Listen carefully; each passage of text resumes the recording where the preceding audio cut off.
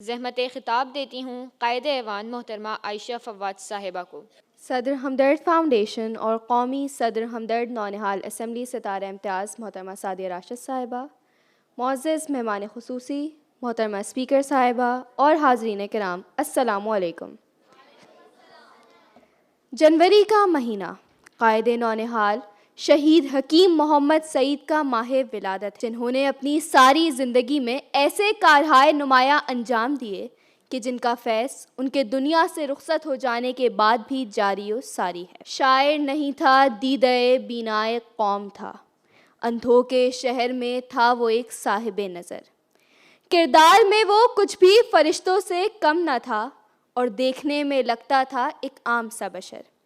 حکیم صاحب کی جدوجہد کا نتیجہ ہے کہ ان کے لگائے ہوئے پودے آج تناور درختوں کی صورت اختیار کر گئے ہیں۔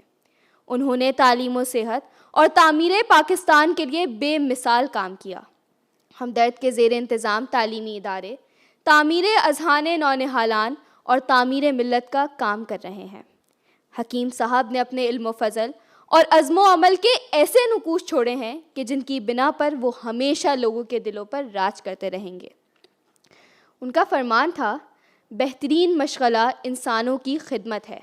جناب صدر، آج اس اسمبلی کا موضوع خاص طور پر حکیم صاحب کی زندگی کے نمایاں پہلو سادگی، قناعت اور کفایت شعاری ہیں۔ سادگی اور کفایت شعاری بہترین زندگی گزارنے کا ذریعہ ہے۔ شاعر کہتا ہے، جو چاہتے ہو کہ تم باوقار بن کے رہو تو زندگی میں کفایت شعار بن کے رہو۔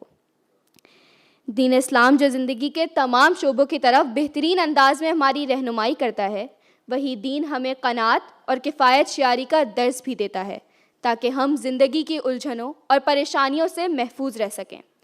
اللہ تعالیٰ اپنے نیک بندوں کی ایک صفت یہ بھی بیان کرتا ہے کہ ترجمہ، اور وہ کہ جب خرچ کرتے ہیں تو نہ حد سے بڑھتے ہیں اور نہ تنگی کرتے ہیں، اور ان دونوں کے بیچ اعتدال پر رہتے ہیں۔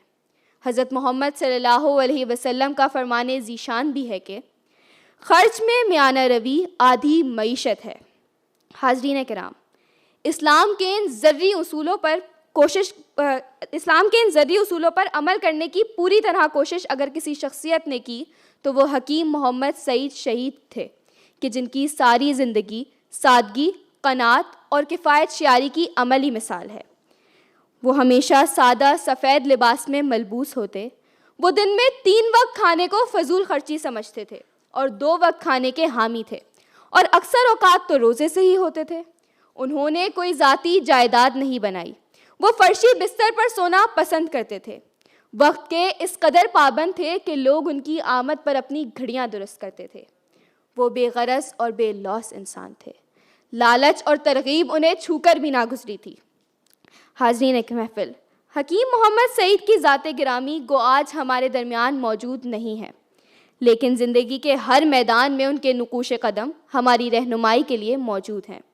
اللہ تعالی ہمیں اپنے عظیم قائد کی پیروی کی توفیق عطا فرمائے اور زندگی میں صبر و شکر، سادگی و قناعت اور عاجزی و انکساری جیسی صفات سے متصف فرمائے، آمین۔ آخر میں حکیم محمد سعید شہید کو بازبان شاعر یوں خراج عقیدت پیش کرنا چاہوں گی کہ قدرت نے اس کو ڈالا تھا حکمت کی راہ پر، ہر گام تھا وہ منزل تازہ کی ایک خبر، تھا اس کی بات بات میں زخموں کا اندمال، روتے ہوئے بشر کا تھا ہمدرد سر بسر۔ اس کو قدم قدم پہ نئی مشکلیں ملیں، چھوڑی نہ اس نے پھر بھی مسیحائی کی ڈگر، ناصر بشیر اس کو ملی عمر جاویداں، ویسے تو زندگی کی کہانی ہے مختصر، ویسے تو زندگی کی کہانی ہے مختصر۔ شکریہ۔